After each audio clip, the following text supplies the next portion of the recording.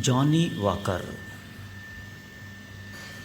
The matinee show would start at 3:30 p.m.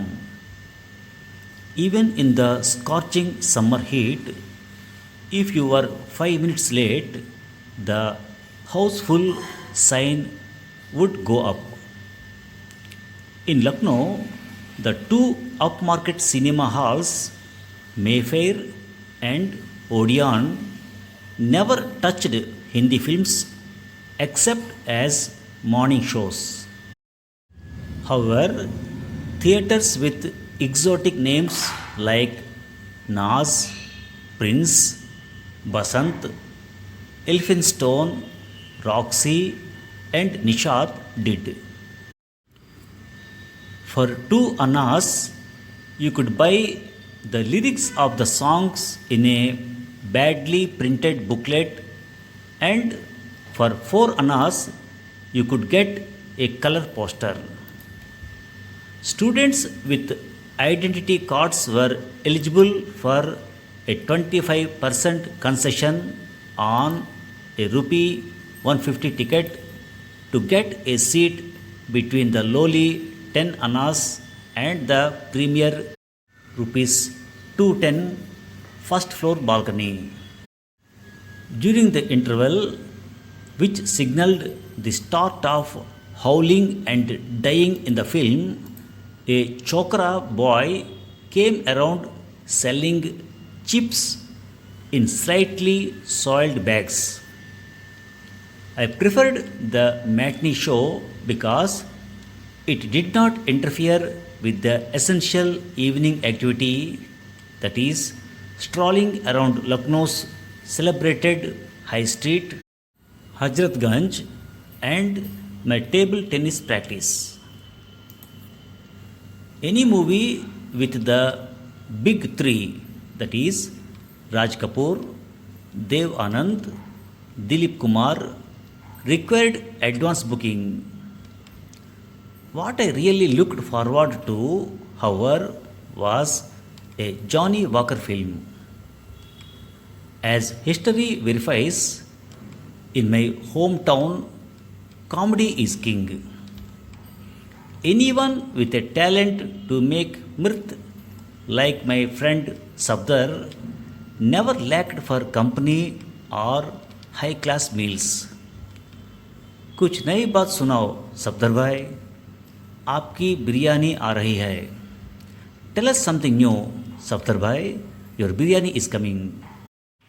The request authorized the talented one to open his endless collection of amusing stories, which he narrated with an actor's virtuosity. According to his biography, Johnny Walker worshipped Charlie Chaplin, especially his immortal creation, The Tramp.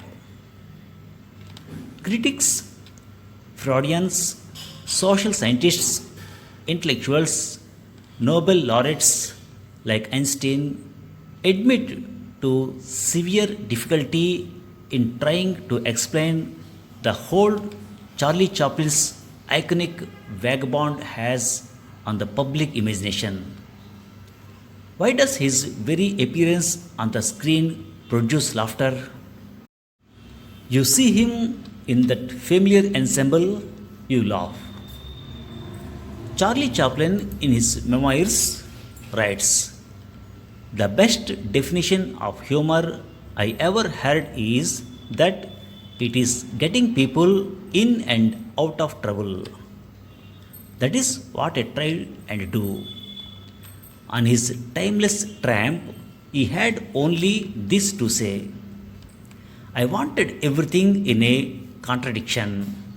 The pants too baggy, the coat too tight, the hat too small, and the shoes too large.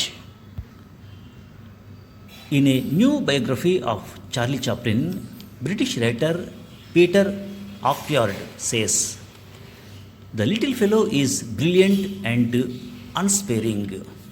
He can be cunning and cruel and hostile. He has a taste for brutality. He bites his opponents and can engage in unchecked malice. Which of these attributes Johnny Walker copied or felt inspired by is not clear. For me, the sight of Mr. Johnny Walker on the screen led to instant chuckling. God gave me a face that makes people laugh. How could I go against his wishes? He once said. I include Johnny Walker in my list not because of his matchless comic artistry. In the grim and gloomy India of the 50s and 60s and 70s, when the majority of the population was unsure of 2 square meals a day, he made people forget for an hour or so their daily miseries. He made citizens crushed by the weight of living laugh. His life story is typical. Vegetable and fruit seller, ice cream vendor, stationery goods salesman, BEST bus conductor. This is how he began. It was on a bus while he was amusing passengers that Balraj Sahni spotted him. He recommended him to Guru Dutt, who sort of adopted him and changed his name from the tongue twister Badruddin Jamaluddin Qazi to Johnny Walker on account of his proficiency in drunken scenes. Like the court jester in some of Shakespeare's plays, Johnny Walker's humor concealed bitter truths.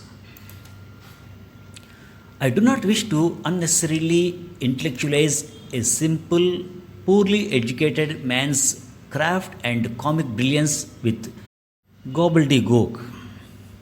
To compare Johnny Walker with the actor he worshipped, that is Charlie Chaplin, would be both preposterous and pretentious.